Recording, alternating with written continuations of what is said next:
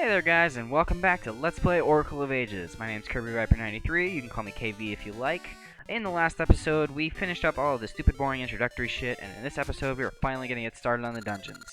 So here we go, Level 1, Spirit's Grave. This is actually, despite the name, a very, very easy dungeon. I mean, come on, it's the first one. They do get harder. There's actually one, and sadly only one dungeon later on that makes great use of the time travel, I guess gimmick. It's not. No, it's a gimmick. It's not a bad thing that's a gimmick, but it's a gimmick. All right. So in certain rooms, obviously you can see the door shuts behind you. This is not new to Zelda. It's sort of a Zelda staple, actually. It'll only open once you kill all the enemies. So here we go. Oh, these are some of my favorite. These dice, which have 3 different colors on them, and then you have to match the die in that little spot with the torches around it to match in order to open doors and make switches appear and things like that. So here we go. Ow, Stalfos, dick. Oh, the ghosts. I guess those are Poes. I mean, they don't look like Poes usually look, but I guess that's sort of different game to game. Alright, so the key drops down on that spot. That's another thing. I don't understand why they couldn't put a chest there, but you know, whatever. Let's use this key. Wait, what's... yeah, I'll do it, I guess. Alright, so if we go down through here, come up, you can get to this chest, which has the compass. Oh yeah, I'm glad I did that now. Alright, so, what's awesome about this game is that when you've got the... Damn it! When you've got the compass... So I have to go back around. Jesus. Sorry. And the dungeon map. Alright, so we've got the essential items now. All we need is the boss key. And, you know, the actual item. Anyway, compass. The compass will actually beep when you enter rooms that have chests in them. Or maybe it's just keys in them. I think it's just keys. If I hadn't just... It's keys. Yeah, it's keys. Alright. So let's use this key that we got here on this door up front, which I should have done from the beginning. Yeah, see, there's the beep right there. You can see there's a chest up there. I'm sure that's a key. We'll find out in a second. We can't get to it directly, or can we? Oh yeah, you can light the keys on fire. I don't recommend it. It's not worth it to give it a shot. Oh, maybe you can. I'm retarded. God, that audio! I don't know what's going on. I'm sorry. Alright, so we've got a key. Now let's go around here. Push some blocks out of the way. Kill some goddamn bats. I hate keys. Keys are the worst part of every Zelda game. Or, well, I guess, like, in Majora's Mask, they're bad bats. Although, I guess keys also show up. Let's go up here. Okay, so what you gotta do is you gotta go up on this platform over here, push that block to the right, and come around here, and push this button. See, now, the problem is, this is just a gotcha seed. I'll explain those later. You can't push these out of the way, so what you gotta do is you gotta come all the way back around up here. Up here, you gotta wait for this platform that's moving, and then jump down, whoop, with good, or you can just die, and then be back there anyway. So I showed you how you're supposed to do it, and then didn't. Alright, so, let's use this key on this locked door. And what's this? We got a mini-boss. Awesome. Alright, so what you gotta do is you gotta take out the little ones first. Oh, you might not have to... Ow, shit! Okay. Don't let them touch you, because they make it so you can't use your sword if you friggin... Ah, come on, let go. They make it so you can't use your sword if you get touched by them, as you can see. Every time you beat a boss or a mini-boss, he drops a fairy. The mini-bosses leave you a portal. The portal will take you back to the beginning of the dungeon, which is not somewhere we want to go. These moblins throw boomerangs. I think they take 2 hits, which is why I just lit them on fire. 1, 2, yeah. Shit, I need another key. Alright, so I'm gonna have to go back through here. And then up and around, damn it. This backtracking through dungeons is everything I hate about dungeons. I mean, you know, it's terrible. I think the other key is over this way. So, yeah, it's up here. Yep, there it is. I can hear it. Alright, so you push this, push this, push this. Lots of block pushing. You end up pushing a lot of blocks around here. Alright, so this button over here activates the chest. But how are you supposed to get over there? Easy. You come over to this button, you push that, and you got another moving platform. There you go. Easy as pie. So you come over here, grab the small key, and then I'll meet you back over in that room with the moblins.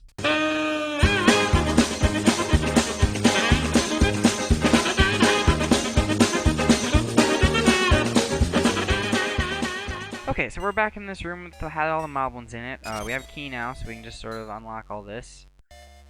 Let's see. You gotta push all these blocks out of the way. You gotta be careful not to block yourself off, because if you do that, you'll have to, you know, leave the room and come back in, and that's just a pain in the ass. Nobody wants to do that. Killing all the Stalfos does nothing. Killing all the enemies in the room, generally, unless the room locks behind you, does nothing. Okay, so you light these torches, and a staircase opens up. And hey, this looks familiar. Anyone play the first Zelda? If you haven't, that's shame on you, because that's a good game, and you should do it. You got the power bracelet. Hold the button and press the D-pad to lift heavy objects. So now is a case where you'll need to switch between items. As you can see, you can lay it down, or you can just switch with where it is anyway. So let's pull out the power bracelet, because we don't really need the Ember Seeds all the time. There's an item later on in the game that I usually have on my default, but now that we have the power bracelet, we can just push jars, or we can pull back and pick them up, which is immensely helpful, especially since jars tend to have supplies in them. Supplies! Wow, that's bad. Alright, so here we go, we got a ring. We don't know at all what it is. We gotta take it to Vasu later. Yes, I say his name. Alright, so now you push this one over onto there. See, there's just so much. You just take this for granted. And even better, you don't have to have it on you, like in Link's Awakening, to be able to push blocks. You just, you know, watch this. Like, you can have this out, you know, you can push blocks anyway. It's great. Link's Awakening, that was just like a big fault there, as you had to have the power bracelet out if you wanted to push anything around. So there's the boss key. We're nearly done with this dungeon. It's very quick. I told you, it's the first one. What do you expect? Jesus. Alright, so now we take this portal here. That'll take us back to the mid-boss's room. See? And now, it's time we go up here. This was open before, but there was no point in getting there, because there's... Oh! Yep, that's a Wallmaster. Wallmasters do the same thing as everywhere. Alright. Kick-ass boss music, yeah. So we got Pumpkinhead here. I think that's his name. I don't know if that's actually his name. You pick up his head after you destroy his body, and then slice the spirit. I'm gonna die. I don't think he has any real attacks. And he's, you know, he's a pushover. It just took all of, what, 5, maybe 6 hits? And then you get a heart container. And you can move on into this room over here, which has an Essence of Time. You got the Eternal Spirit, an Essence of Time. Even after life ends, it speaks across time to the heart. So yeah, this is very reminiscent of the original Zelda game, where you gotta, you know, go to 8 dungeons and collect 8 pieces of something. And after you beat a dungeon, the Mako Tree sends along her little flower bloom bouquet messages, I guess? I never was clear on what those are. It's me, the Mako Tree. I hear an essence echoing in the western woods. Can you go there? We totally can, but we're not going to yet, because, you know, there's some cleanup stuff in the graveyard we can do, which is... Oh yeah. How could I have forgotten this? Alright, so here we go. You just sort of bump into her. That's not... Oh my god. It's not exactly intuitive. Watch where you're going. You just hit Maple, the Great Witch Seraph's apprentice. Maple will run into you everywhere. She drops some of her stuff as well as some of yours, and you want to go on a race for some of the most important stuff. Sometimes she'll drop things like potions, as you can see there, rings, I think at one time she maybe drops a piece of... Oh shit, she got the potion first, damn it. So it's basically a mad dash for just, you know, rupees and hearts and all that stuff. She'll go for the most important things first, like rings or potions, so you want to go for those as quickly as you can. Sometimes there's nothing that can be done about it. This headstone blocks my path to the afterlife. I'm actually below here, right? I'd appreciate it if you'd help me out. Shit, so he was never there. Alright, push that headstone out of the way. Just go down and talk to him. He's a cool dude that doesn't afraid of anything. Must have moved my headstone. That means I can move on to the afterworld. My heart lifts at the thought of it. Thanks. This, though it's just a simple little action, is the beginning of a very, very long fetch quest to get the level 2 sword. Came out. Since I'm moving on, I don't need this anymore. Take it. I hope you can reach the afterworld soon, too. That's creepy. I think he just said that he wished we would die. I'm not sure how I feel about that. That's a very morbid wish. Although I guess living forever would be terrible, so, you know, at least he would know. He was, you know, stuck in the afterlife. Not the true afterlife, he was just stuck as a ghost. He was stuck on here, and that's terrible. Alright, so these patches of soft soil can plant a gacha seed. So, if you have gacha seeds, and you will have a lot of gacha seeds, you can plant them in soft soil like that. And then, after a certain amount of time, you can go back, and a tree will have grown, and there will be, like, a gacha nut, I think it's called. It's been a while. And they'll have something good inside. Sometimes, you know, usually rings. Well, you know, rings are awesome. So it's worth it to, you know, plant gacha seeds where we see soft soil. Just don't forget about where you planted them. If you go to the map screen, you hover over a little area, it'll show you that there's, you know, a fully bloomed gacha seed there. Jesus, what else can I show you in this episode? It's been a long time since I played this game. I might cut it off a little bit short. Oh, I can get a shield. Alright, so, go to the shop, talk to the shopkeeper, buy the wooden shield. It's just nice to have a shield, and I'm gonna need it for the next dungeon anyway. That's something good. Alright, let's explore the town a little bit. What's down here? I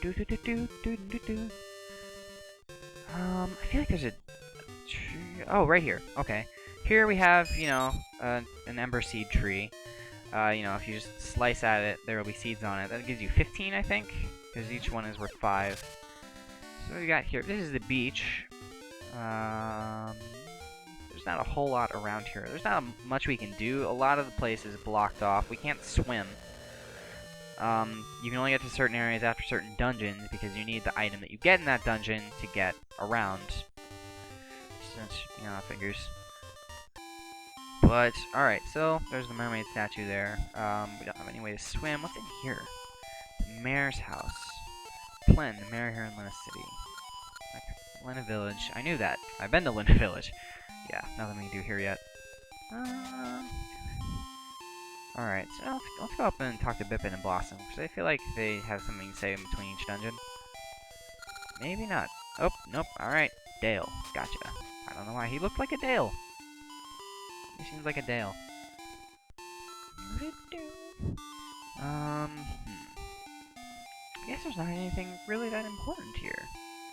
We can go down here, back. Let's see what the Black Tower looks like in the present. Maybe, can we get, there's nothing. I mean, it looks a little bit brighter, sort of. And, nope, it is blocked off. It's because it's still a construction zone in the past, I guess. It means they haven't finished it. That's a good thing, I guess. Maybe. I don't know. Let's see what's over the left here. Alright, yeah, so see, like there, you couldn't have gotten to this side over here without doing anything. Well, without beating the first dungeon, because you need the power bracelet. That's... Oh, here's a guy you should note later. This is the Happy Mask Salesman. There's just so many Majora's Mask shoutouts in this game, it's ridiculous. So hungry, my stomach hurts. I'm hungry! Pardon me, I just thought you could help. I'm hungry! He's a little bit of a dick when he's hungry. Isn't everybody? Yeah, you know what, let's, I'm gonna cut it here, I think. So yeah, that's it for this episode of Let's Play Oracle of Ages. In the next one, we will go try and find the Western Woods to get into the second dungeon. So yeah, KV here, signing off.